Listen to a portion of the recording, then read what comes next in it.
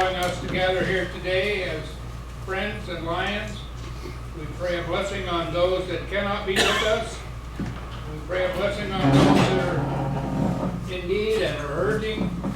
We pray a blessing also on the food we eat today, that it may strengthen our love for you and for each other.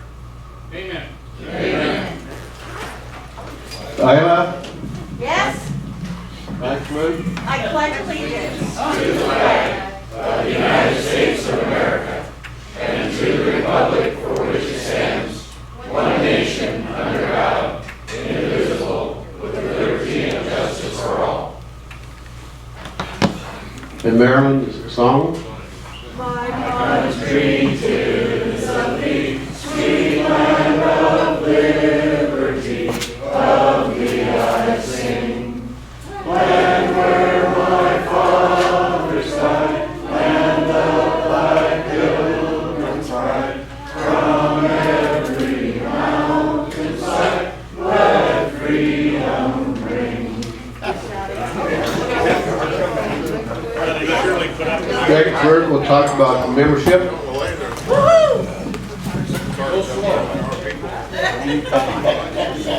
Right, you need time to get that on? Yeah. Alright. Welcome to all of our visitors today. Yay! So we have your president acting one. Everything we do in the community, we have fun doing it. We make everything fun. And I'm sure Mark, when he gets talking about our club itself, he'll let you know just how big we are. We are a very, very large Lions Club. Alan, I wasted enough time to get you up here. Not quite. What I've done is I have 4 speakers that are going to tell you a bit about the club. We're going to start off with Hal. He's past council chairman.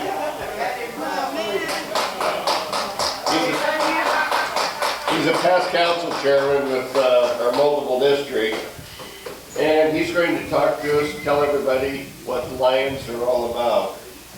Yes, sir. Thank you, Program Chair Greg, Acting President. What'd you do with Lloyd? You hurt his feelings so bad he left?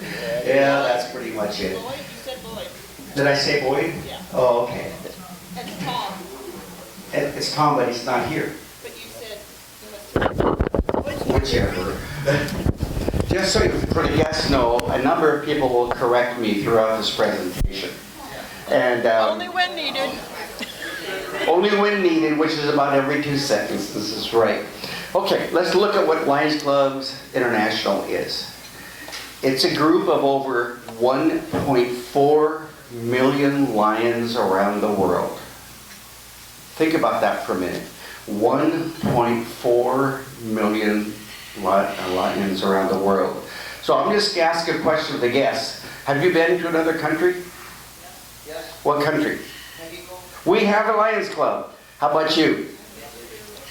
France? We have a Lions Club. I've been to Kelso. Yeah, that's right. We have one. Yeah. We have actually a past international president from France. Okay, have you been to another place in the world? I'm looking at you, you know, I'll look at you, yeah. Thailand. Thailand, we have a club in Thailand. Australia, we have a club in Australia. That's how all-encompassing Lions Clubs International is. We get a magazine either emailed or mailed to us every couple of months, and in that magazine it really shows our worldwide impact. And when you think of a worldwide impact, I can't help but talk about one of my favorite charities, Lions Clubs International Foundation. Our foundation has been at every major crisis in the world. If you look back to 2001 when I was district governor, what did we have? We had the towers, the 9/11 attack. Lions Clubs International Foundation was the first one on the ground and the last one to leave in coordinating food, coordinating repairs, help for survivors, you name it, we were there. Closer to home, many of you may have remembered the Oso crisis up around Everett. Over $300,000 from Lions Clubs International Foundation helped with that disaster. Closer to home in Boisfort, they had a flood back in 2000 and something. I forget the year. My grandson and I actually went up there and helped dig out underneath one house, and my grandson was pretty well impressed with how much mud a river can produce. And we were there helping. An idiot $10,000 went there. Closer to home, Kalama River, when it overflowed into the park down there along the freeway, 2 years in a row, $10,000 went in there for relief. Closer to home, right here in Cowlitz County, last year we received a $10,000 grant for personal protection equipment for all the first responders. What we discovered through a program at this meeting when we were doing Zoom is that the personal providers were going through anywhere from 20 to 50 of those masks every day. Now think about that, 20 to 50 masks for every day per every provider, every policeman, fireman, everybody in the front line. So we were able to get a grant for some more permanent personal protection equipment for $10,000 that went to all of the fire districts, all of the police stations, and all of the fire departments in Cowlitz County. That's just a smidgen of what Lions Clubs International Foundation has done here. With that, I would like you to understand that Greg and I have known each other for how many years now? Too many. Too many. I want you to know, my friend Greg is the gentleman who invented the tip out. And I know that he invented it because he told me I had one day. We have a lot of fun. I've served all over the Northwest with the Multiple District 19, which is the heart of Lions that we are in. And below that is, the next level there is district and then zone. So we have leadership levels, leadership development levels, all the way up to Lions Clubs International. This club has had a past international director. This club has had 2 past council chairmen. I don't think it's married, but we've had a number of past district governors. We even recruited one from another club, right, Mike? Yeah. I know Jim Reinecke, Mike Parker, Mark Kelch, Steve Patterson, and of course, our current lovely district governor, the best one we've had so far, right? Maryland. Yeah. Be really clear if you're looking at this club as a place to belong. There is an incredible amount of belonging, incredible amount of community, and an incredible amount of love that we can share with you. Okay. Thank you, Al. This time I'd like to call on past District Governor Mark Kelch to come up. He's going to give you an idea of what our club is all about.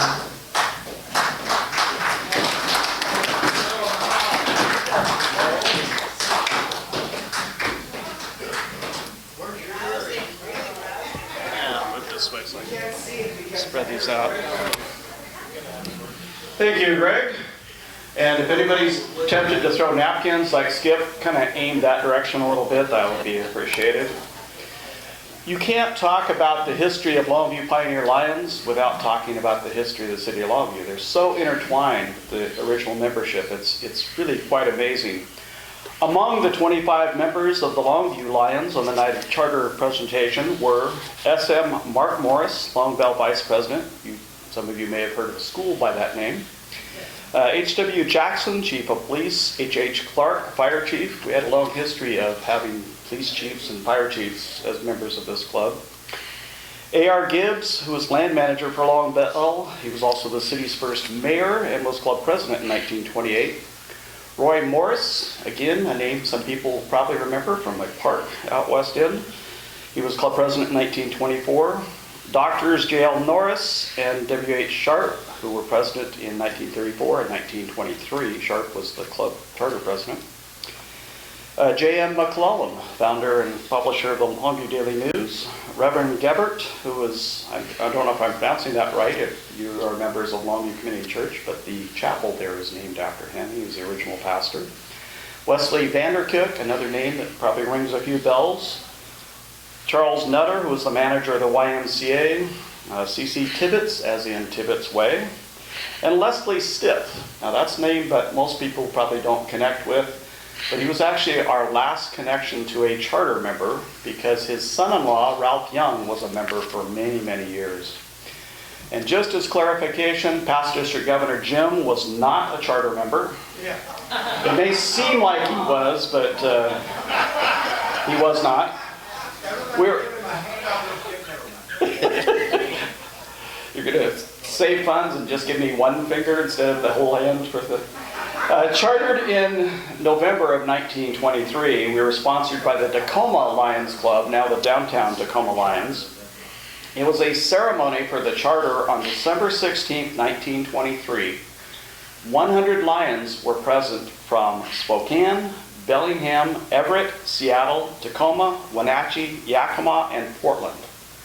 Now think about travel in December of 1923. That is quite an accomplishment to have that many Lions show up for. How many horses did you have, Jim? Working with R.A. Long and the new city officials, early projects included building a new road to Calf Lamet and over KM Mountain. I remember hearing this when I went to an orientation when I first came into the club 30 years, no, it was 86, it's 35 years ago. And I thought, yeah, right. And then you go out and look at the clippings and it really was the Lions that went and got involved in that. And Mike, I would imagine some of the Wahkiakum Lions are involved in that as well. They sponsored a new baseball teams, promoted the new Columbia Theater. Think back to that, Cheryl and others that used the Columbia Theater. But when it was new, it was promoted by our club. Helped develop the YMCA. In 1968, because of all the pioneering work we did, our name changed from Longview Lions to the Longview Pioneer Lions. In 1968, again, the Civic Improvement Committee of the Pioneer Lions chose a project to build a Lions Island. So they met with Lion Frank Willis, conveniently the director of Parks and Rec, to select an island for the project. They picked the island they wanted. A budget of $300 was set up. Think about that. And kind of times change a bit. Then they had to go to the Longview City Council to request approval. Lion Lord Inman, then the city manager, got us on the docket. Request was, 1, clean all unwanted blackberry vines and other vegetation from the island. 2, replace or replant shrubs, bulbs, and trees to restore it. 3, put up various seasonal displays. 4, hold band concerts with the band on the island and the audience across the water. To my knowledge, I've never seen that, but that was one of the proposals.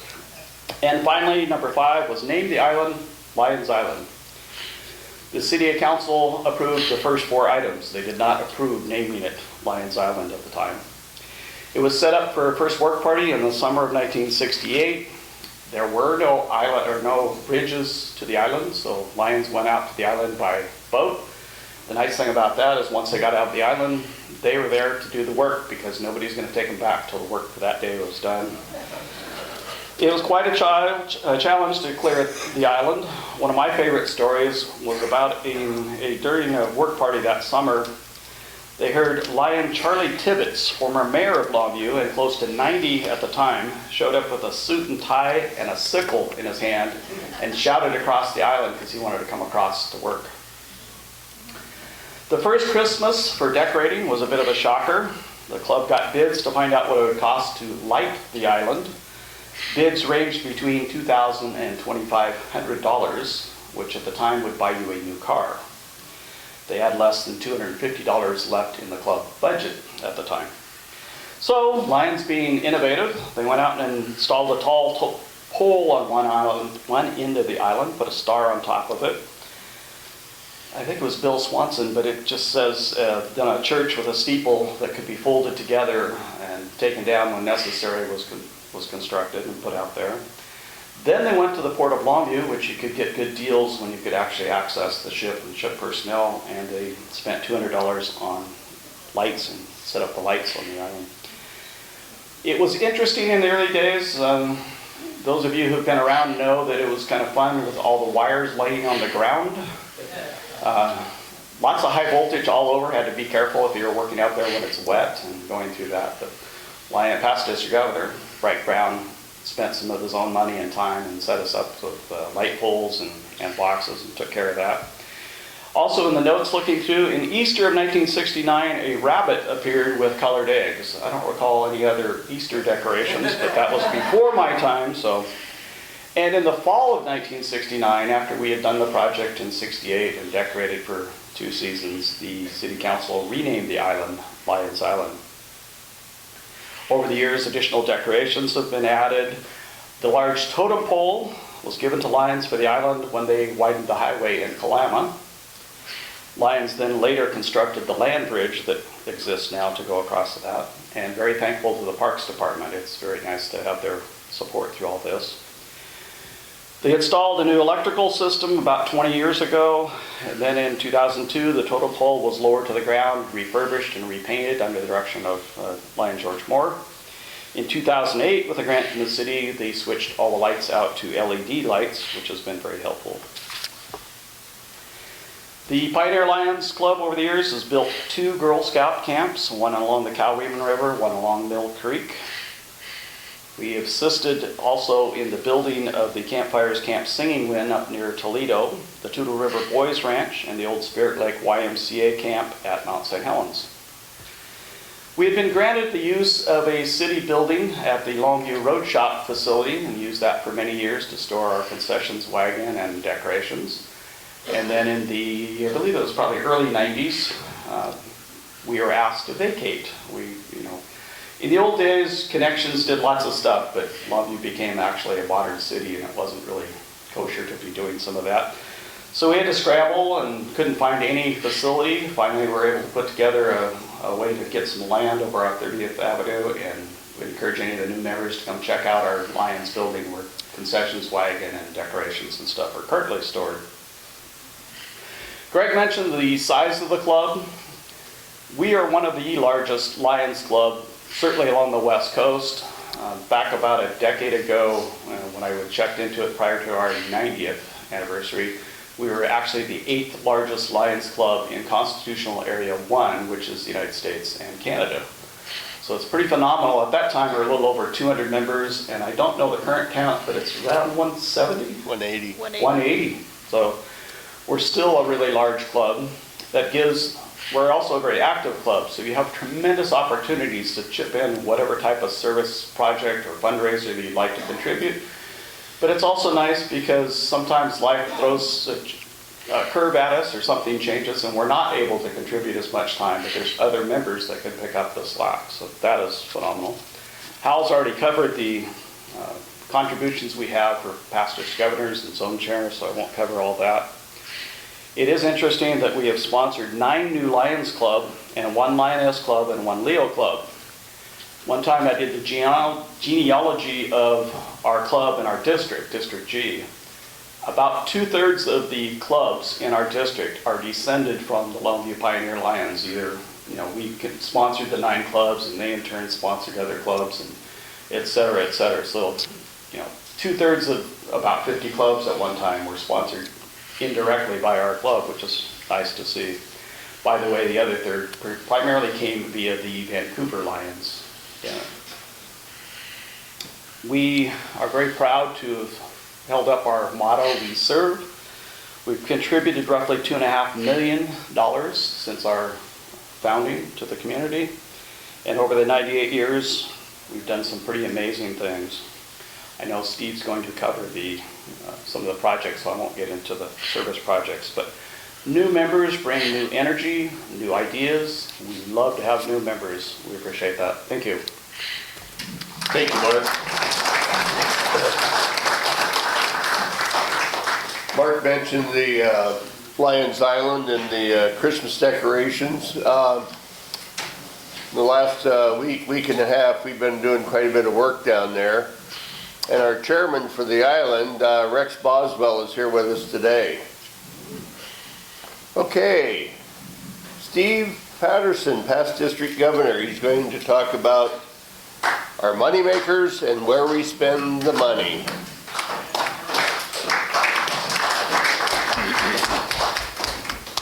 Take it easy on him, he's crippled. Always has been, there's something wrong always. Want us to hold the mic for you? To answer your first question, yes, I am standing. So let's get that square right now. The only refrigerator magnet that I have on our refrigerator at home was given to me by a fellow member here, Sandy Cat, who's come by to visit. And it says, "You're not short, you're fun size." So, Sandy, thank you for that. I look at that thing every day. We as a club go through a tremendous amount of money and the activities that we do. It's kind of a scary thing when you're sitting at a conference and you talk to people and they say, "How big is your club?" And like, "Oh, I don't know, 150, 60, 70, 180. What? Yes, we're big enough that we have 34 committees. They go, "We don't have that many members, so let alone have that many." So you can see there's a lot going on with Pioneer. The basics of the money end of things go like this. We have two accounts. One is called an administrative fund and the other is called a foundation fund.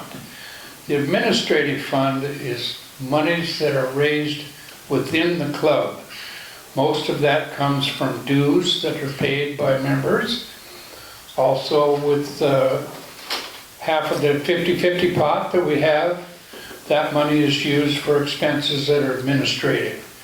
We do have secretarial expenses and other commitments to internal revenue and things like that.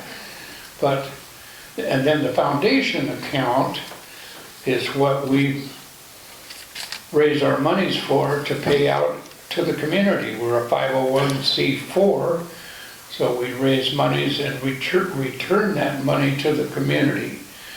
Most of what we do, I should have brought my glasses, this was gonna be fun. Most of our fundraising has been a little on the odd side for the last couple of years, but some of the things that we have done to raise money, we have an all-you-can-eat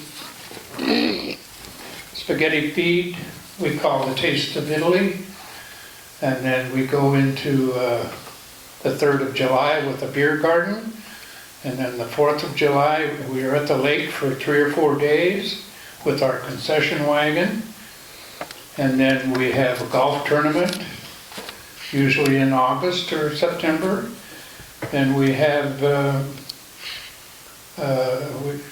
sock hop, and that was one of those.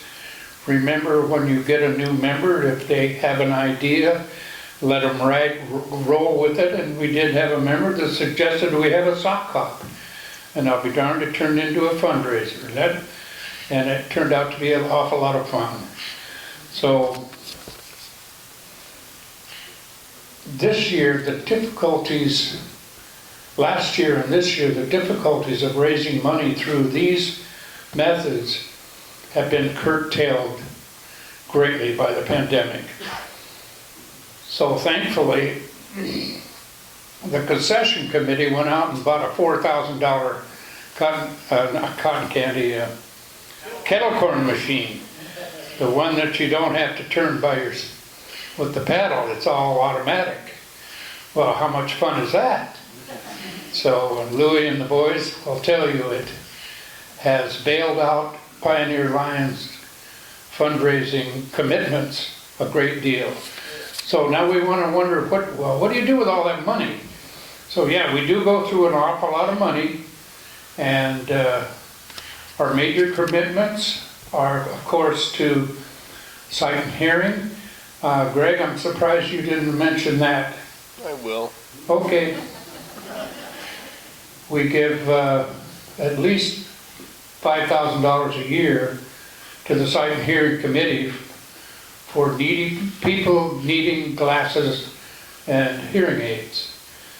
We support LCIF that Hal talked about, and that's where the contribution of $1,000, that helps fund a Melvin Jones Fellowship. And we support CARE as well. This year, and the fundraising efforts are to assist girls in Haiti between the ages of 9 and 19 that have no access to education whatsoever. And so we're looking to raise $80,000 in 2 years. It's been real difficult. Pioneer Lions, however, stepped up last year and raised over $3,800, I believe. Just this club alone raised over $3,800. Now we have until the end of next year to raise $80,000. Right now we're at about $27,000. That's multiple district. That's a multiple district, correct. We're not responsible for all of that 80,000. So these are causes that we feel are justified. We support the Salvation Army. We give quite a bit of money to them.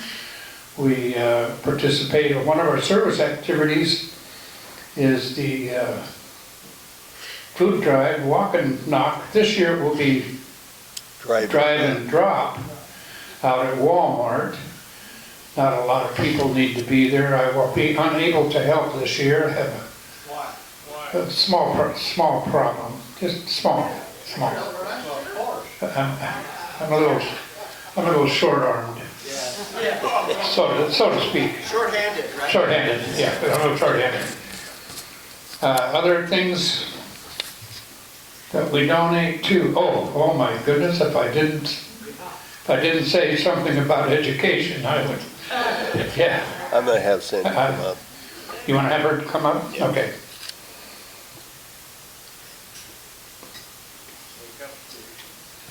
No, I'm just checking my notes here. Do you need these, Steve? Do you need these? No. Do I need help? Okay. What a question. Yeah, here are some of the difficulties of being right-handed and not being able to use your right hand, you know. Ever try to eat a bowl of soup with your left hand? That's a challenge. That is a real challenge. Take your shirt off. Yeah, I have a bib, don't I, dear? Okay. Anyway, that kind of gives you an idea. We have a lot of activity. What's really helping us this year, of course, is the kettle corn, and we will attempt to get back into some of the things that help raise our money, to raise the money that we give out. We give back to the community, and we do it through our funding and our service. Okay, thank you. Thank you, Steve. At this time, I'd like to call Sandy Cat up. And Sandy heads our education committee, and she's doing a wonderful job. And you're going to get an idea of how much money goes out into the community through education. Thank you. So we've talked about international efforts and some local efforts, sight and hearing, And Steve touched briefly on education. The Education Committee is a vibrant committee as part of this whole group, and this club makes it possible to give away over $12,000 a year in scholarships.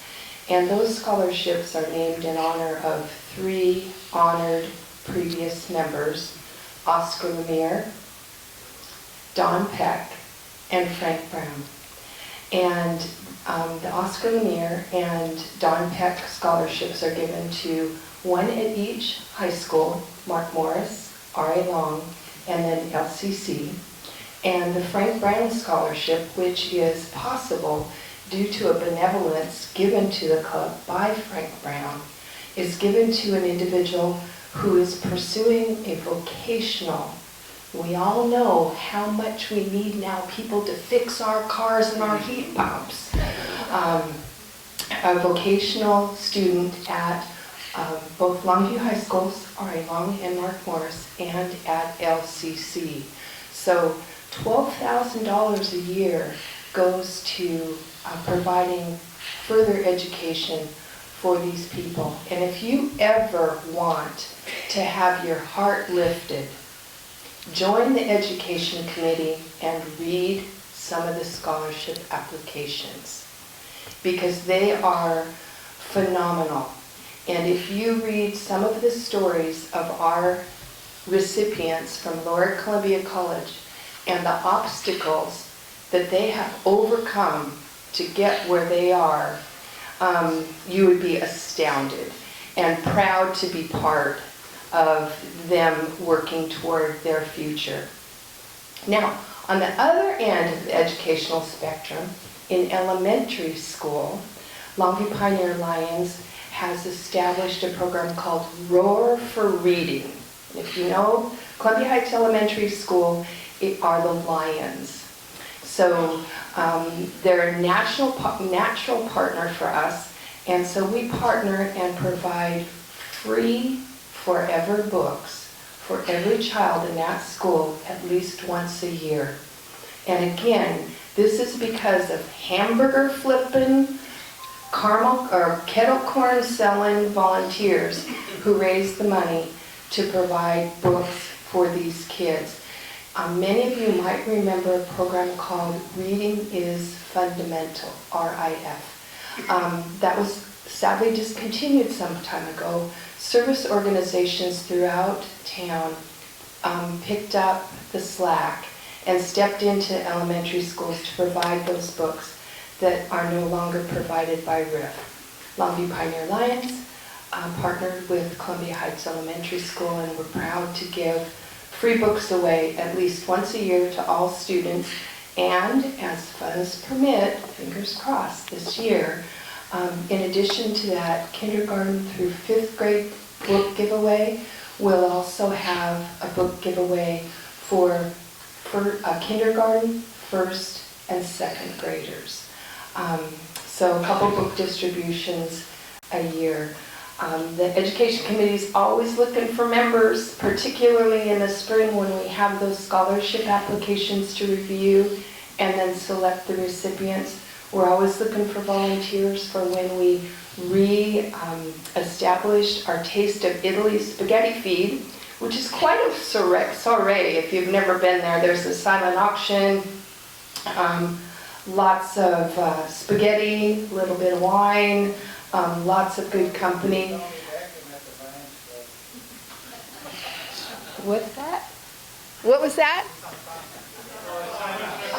Oh, okay.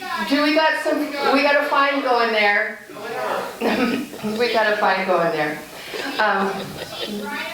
So, golly, I thought there was some editorial comment about Taste of Italy and how much fun it was. Like, yeah. Sight and Hearing, we've also partnered in the past at our Roaring for Reading book distribution to do vision and hearing screenings. So we get them in. We've had some dedicated volunteers provide vision screening and hearing screening, give them a free book and send them on their way for a forever book. So that's the Education Committee in brief. Thank you.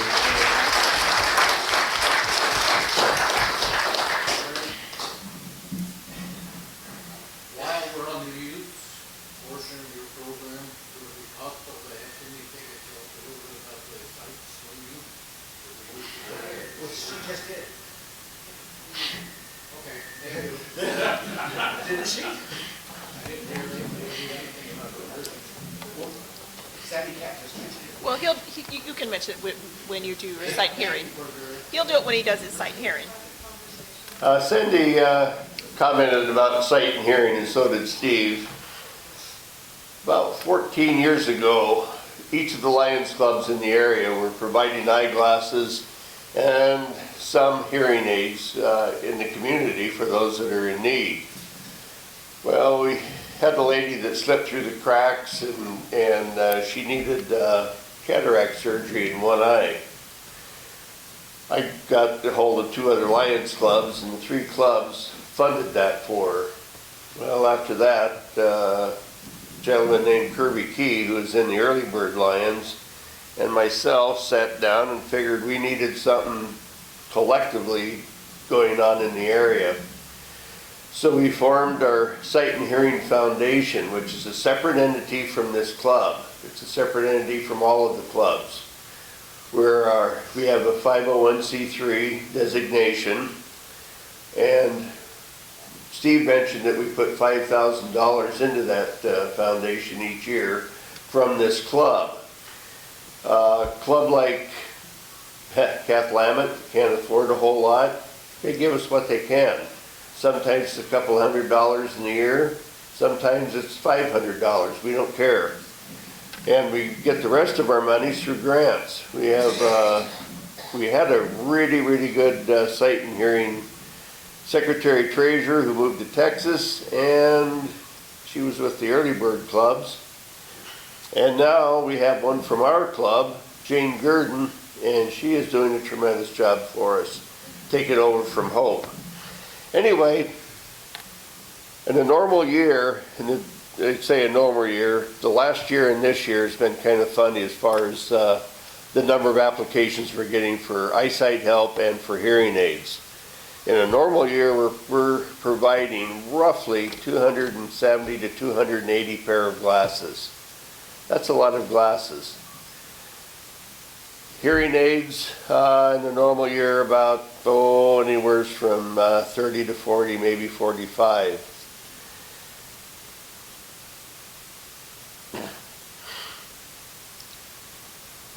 We do get into a little bit of other things. I mentioned cataract surgery. We have provided some help with cataracts.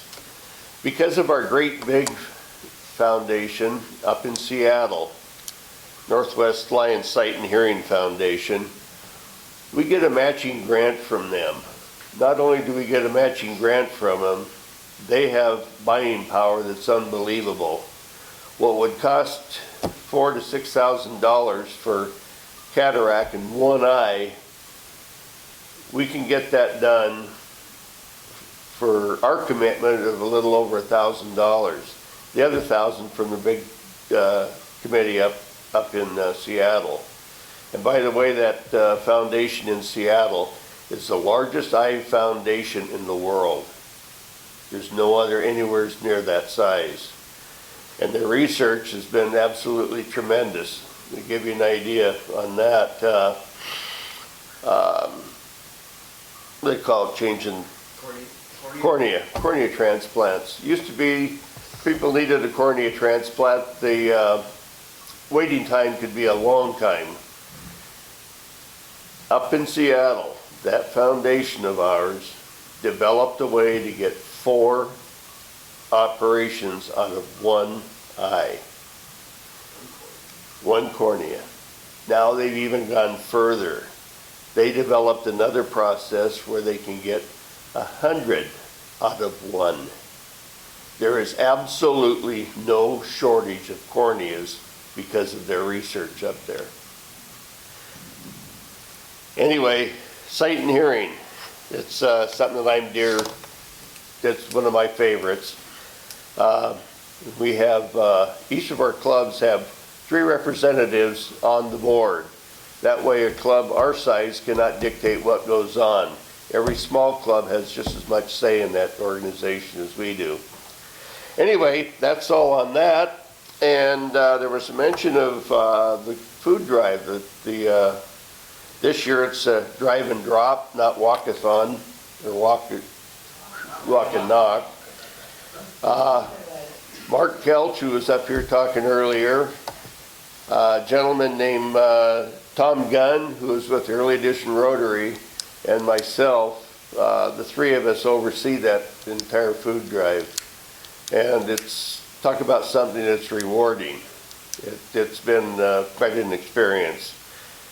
And I'm the only original member of the board for that group that's still with it. I'd maybe just call me stupid. Anyway, if you'd like to join our club, we'd absolutely love to have you. I've got applications. I think I've given a number of them out already, and if anybody needs more, I have them. Our dues on a normal year are $100, and that goes from January 1st through the end of June, or excuse me, through the end of December next year. Because of COVID, because we're not spending the money out of our administrative account, we're dropping that to $70 for next year, which we did for this year. And give you an idea of what other organizations are charging. The large Rotary Club in Longview, their annual dues are $310.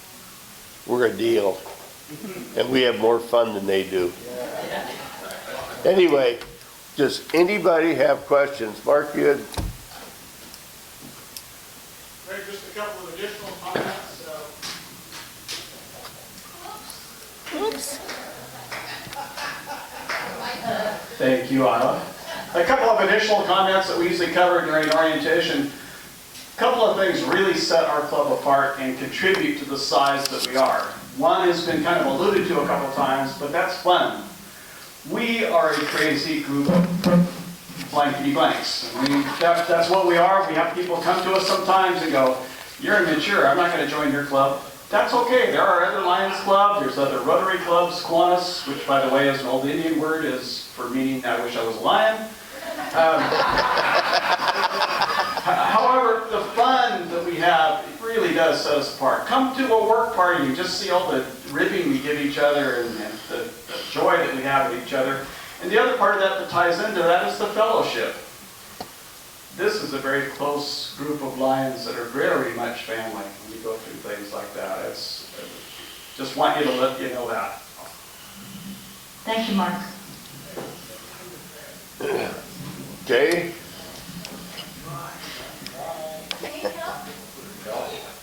No, I don't need help yet. Maybe next week. Greg, there's been lots and lots of committees mentioned. As a new member, I don't know how long, and here's one that's newer yet.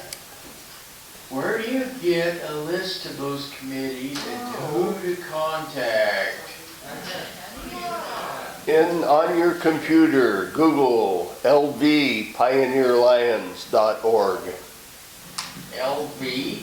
Longview. I'm still not getting it. LV is abbreviation for Longview. Oh, Longview. Oh, and I've been handed a nice pin here with And I'll give you the password when you come back over the table. Okay. You ask and you get. Yeah. Does anybody else have any questions? No, Jim. Sight and hearing was the fact that one of our members, George Moore, was a Sight and Hearing Foundation chairman up in Seattle, and I don't know, like 1994, established the fan, and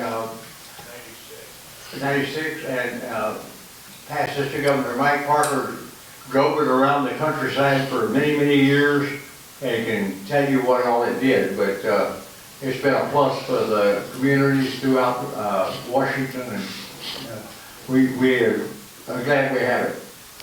Yeah, George Moore spent 2 years as president of the Sight Foundation up there. Okay, Thanks, Jim. I will turn this meeting back over to our president. Thank you.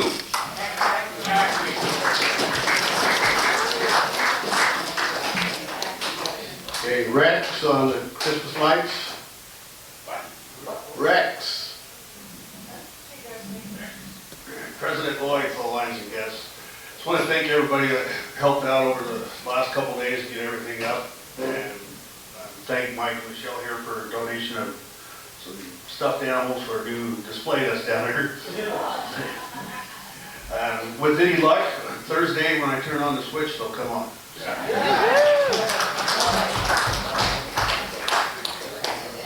Okay, Kim Patera on the toy run. Yeah, this coming Sunday. This coming Sunday, Jumbo's Toy Run. For all of you that may not remember, Jim DeMarcus lost his life on the Calif River. He was a Greek teacher at Dory Long High School. And this has been taking place every year since then. That'll be 1 o'clock. They leave the Kelso Longview House at 1 o'clock Sunday. It's been a real privilege for the Pioneer Lions Club to be standing on street corners to hold traffic back while the motorcycles come through. Wearing your yellow jackets or Pioneer Lions coats. Anything that said Pioneer Lions, show up and help block the streets off. People really realize that. And a lot of times they stop and talk to you. This is something that's put on by the Patriot Guard, the Longview Motorcycle Club, and Unique 10. The Kelso Elks are a part of it, and the Pioneer Lions are a big part of the traffic control for this event. So please, if you haven't signed up yet, there's a sign-up sheet over here. Terry will get hold of you and tell you where they would like to stand. It takes about a half an hour. Unless you're with Mark Kelch, then it takes 10 minutes. With that, thank you all. Thank you, Ken. Darlene on Bowling for Dollars.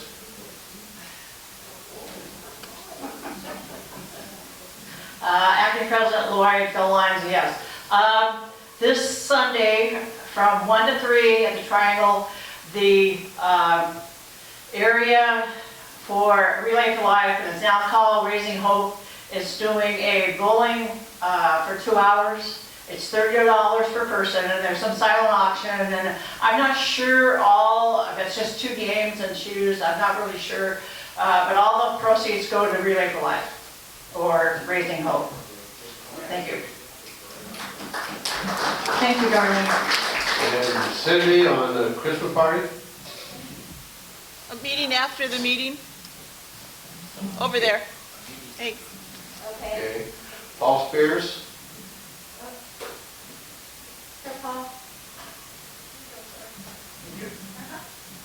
Acting President Lloyd, fellow Lions and guests, we've done real well on the sign-ups for bell ringing December 11th. Feel free to continue to sign up for that. We could use as many people as possible, rotate around and shop and whatever. The one thing I need people to sign up for, we've been asked by the Salvation Army, and that's one of my favorite charitable groups, to help move clothing and toys up on an elevator and then sort. So we've set up a time, Monday the 29th, which is next Monday. And right now I've got one person signed up. That's me. And you folks that are here as visitors, if you plan to join, we'll make sure we count that as your work party. And I'll see to it. Anyway, so you can sign up over there, leave your phone number, I'll remind you, and also people that signed up for bell ringing, leave your phone number, I call and remind you. But please think about signing up. They do a lot of work for kids, and that's what I admire them for. They do a ton of work for kids in need with clothing and toys this time of year and throughout the year. Anyway, thank you. 1:15 Monday. I'll be there. Okay, thank you. Thank Big you. Bird on Walking Knock.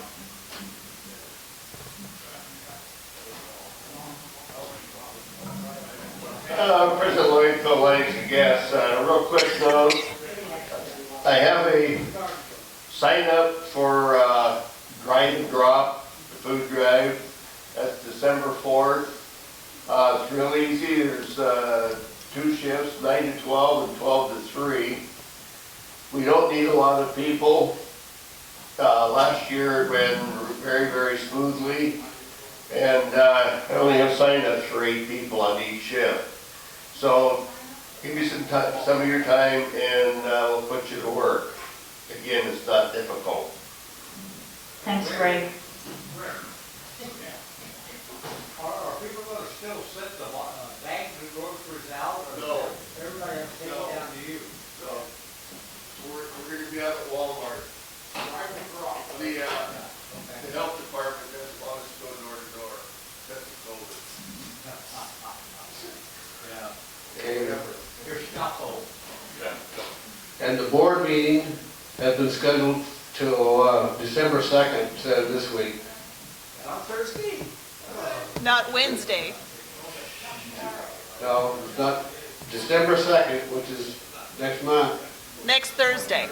Next Thursday, that's next month. Right, actually, you're president.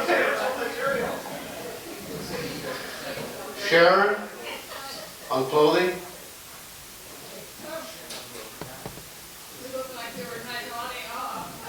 Acting President Lloyd, fellow Lions and guests. I'm not sure if everybody knows, but I am taking over the clothing sales. And one thing One thing I need to know is I do not have any long sleeve shirts in stock. Before I order any, I want to know if there's any need for them. Is anybody interested in ordering it to be the regular t-shirt, but just long sleeves? Just a show of hands, just if there's any interest, I'll order some. If not, I won't. Okay. Huh? No long sleeves. Reed Skinner.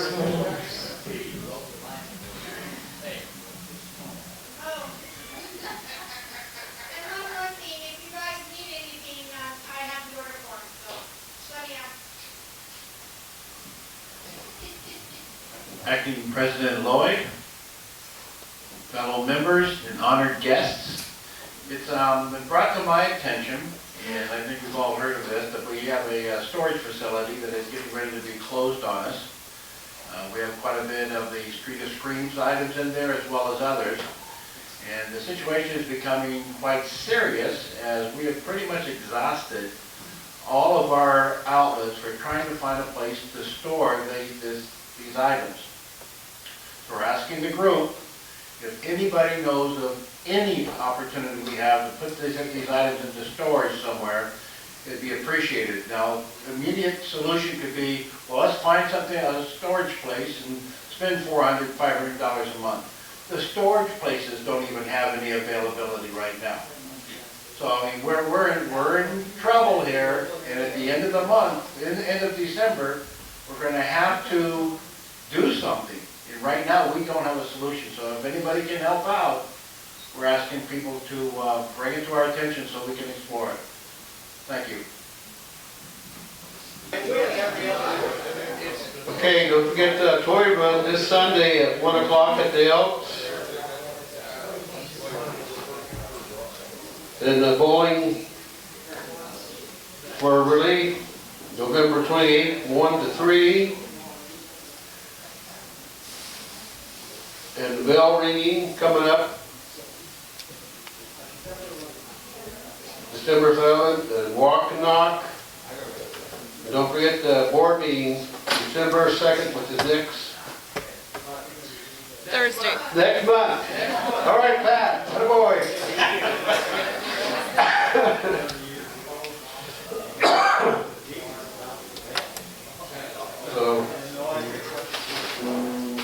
we also have coming up in Castle Rock, December 11th, we'll be doing making kettle corn up there.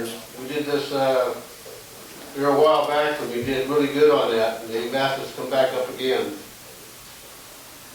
So we get close to that, we'll let you know what the hours are and stuff.